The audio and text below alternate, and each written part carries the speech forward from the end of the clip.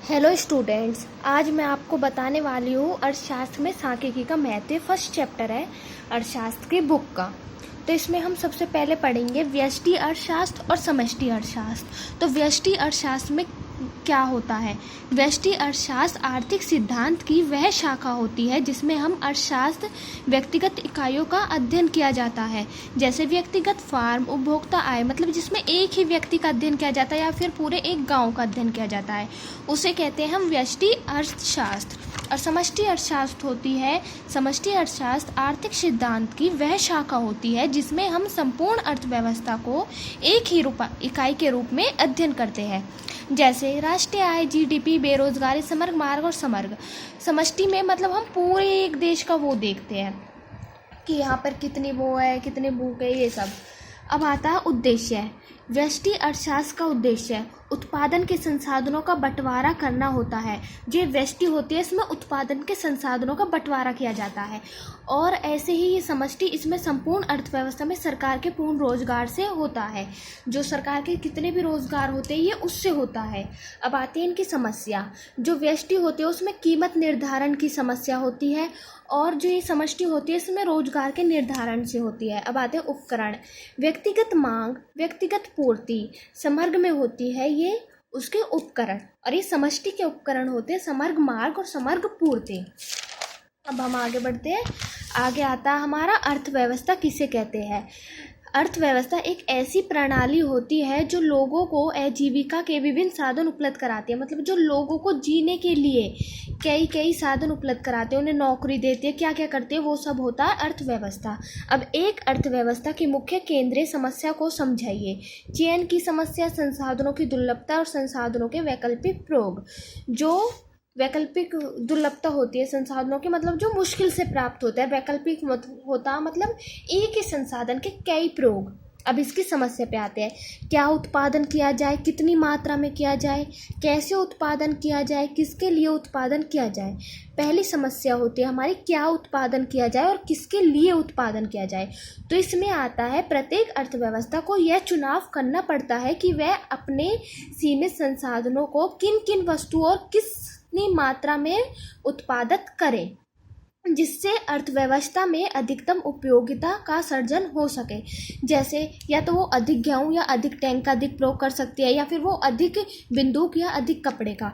एक ही समय पर दोनों संसाधनों का अधिक प्रयोग नहीं किया जा सकता, क्योंकि संसाधन सीमित मात्रा में है। अगर हम उपभोक्ता वस्तुओं का करना है तो हमें पूंजी वस्तुओं का उपयोग कम करना होगा। अगर हम पूंजी वस्तुओं का उपयोग अधिक करते हैं तो हमें उपभोक्ता वस्तुओं का उपयोग कम करना होगा। अब आते हैं कैसे उत्पादक किया जाए। यह समस्या उत्पादक की तकनीकों के चयन से होती है।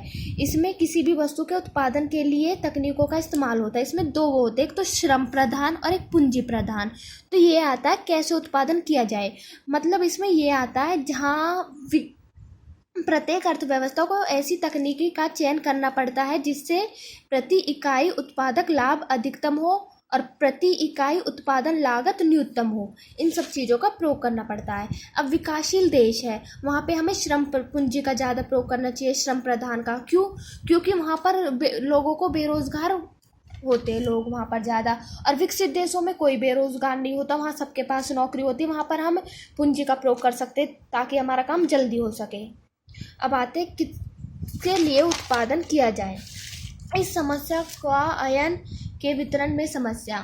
सरकार के सामने दो वर्ग होते हैं, एक उच्च वर्ग और एक निम्न वर्ग।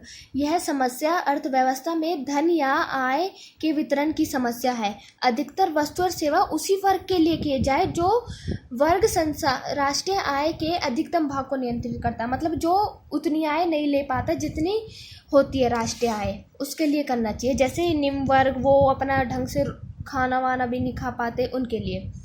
अर्थशास्त्र वह विज्ञान है जो वैकल्पिक उपयोग वाले सीमित संसाधनों तथा उद्देश्यों से संबंध करने वाले मानवीय व्यवहारों का अध्ययन करता है, मतलब जो जितने भी हमारे सीमित साधन हैं उनके उद्देश्यों से संबंध मानवीय व्यवहारों का अध्ययन करता है। ये कौन?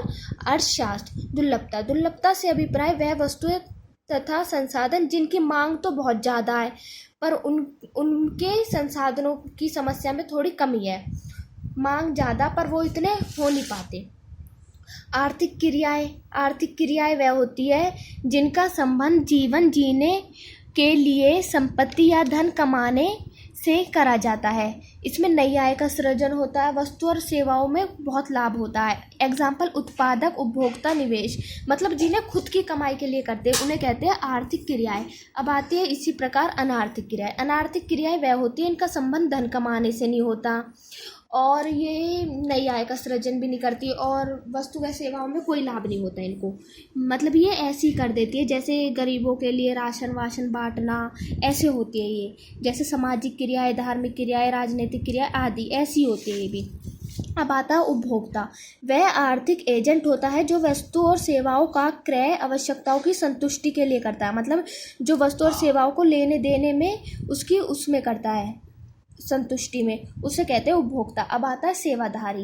एक व्यक्ति जो नौकरी करता है तथा अपनी सेवा उत्पादक या कारक के रूप में देता है और उसके बदले में वो पारिश्रमिक में पैसे प्राप्त करता है, उसे कहते हैं हम सेवाधारी। जैसे टीचर हमें पढ़ाने आती है, वो हमें पढ़ाती है और फिर उसके बदले में वो हम मतलब सरकार से पैसे लेती है।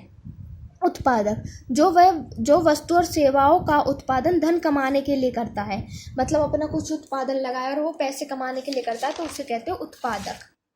सेवा प्रदाता, जब किसी व्यक्ति भुगतान या पैसे लेकर अपनी सेवा अंतिम उपभोक्ताओं को प्रदान करता है उसे सेवा प्रदाता कहते हैं। जैसे टैक्सी चालक, वो हमसे पैसे लेता है लेकिन हमें अपनी पूरी सेवा देता है।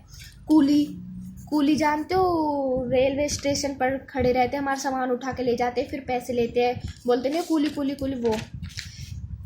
सांख्यिकी,